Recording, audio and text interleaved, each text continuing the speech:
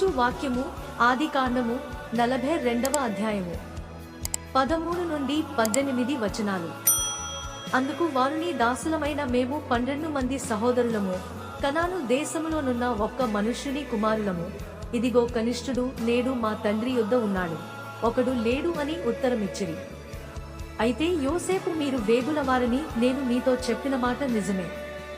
దీని వలన మీ నిజము తెలియబడును.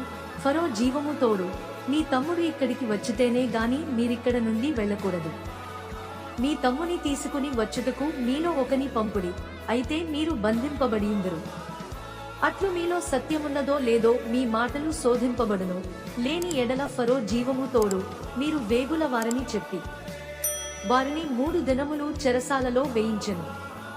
3వ దినమున యోసేపు వారిని చూచి, నేను దేవునికి భయపడు వాడను, మీరు బ్రతుకునట్లు దీని చేయుడి. దేవుడు ఈ చిన్ని లేఖన భాగాన్ని దీవించి ఆశీర్వదించునుగాక. ఆమెన్.